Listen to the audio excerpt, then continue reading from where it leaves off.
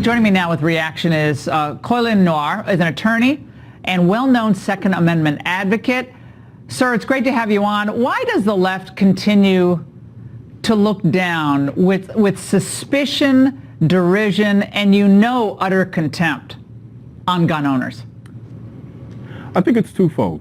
You have the elites who are essentially power hungry, and they don't like the idea. There's a kind of certain inherent self-consciousness that arises when they realize that the general population of people are armed and are able to defend themselves, and thus don't really have to rely on them for their safety. Then you have the other side, which is kind of what I like to call the mass of the middle, who are largely just ignorant on the issue.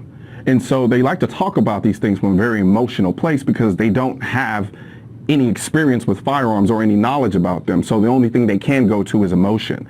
And so as a result of that, when we try to have conversations that are logical and pragmatic, they either shut down or they just get emotional about it or start spouting off empty-headed hyperbolic statements or tweets, like the same way that AOC did with respect to whatever diatribe she went on regarding the idea of loaning a firearm to someone, which is ironic because me personally, I've actually had to lend a gun to an ex-girlfriend of mine years ago because somebody broke into her apartment, and that evening she was uncomfortable sleeping there. And so what I decided to do was to give her a gun within that time period so she could have something for her protection if something else would have happened. But these type of things seemingly don't happen in their world.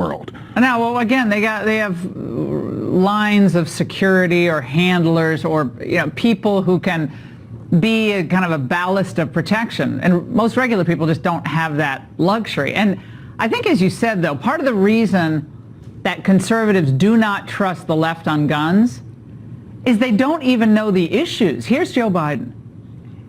The idea that we don't have elimination of assault-type weapons, magazines that can hold multiple bullets in them, is absolutely mindless.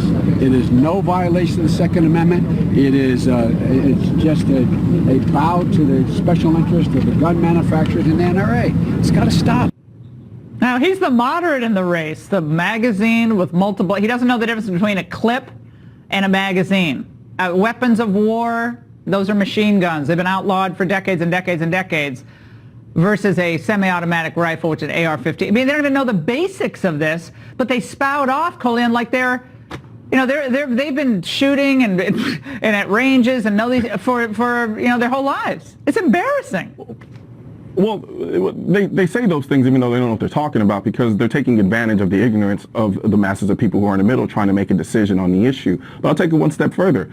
For me, at least from my perspective, from what I've seen, I'm glad that they're doing and saying the things that they're saying now. I'm glad that they're taking it to the extremes that they are, because for the last several years, me and a lot of people in the gun community have been saying, no, they don't just want common sense measures. No, they're not trying to be reasonable. They are trying to take the guns. They do want to ban and confiscate the guns. And largely, we've been met with this notion that we're crazy. We don't know what we're talking about. Stop saying that, you're unreasonable.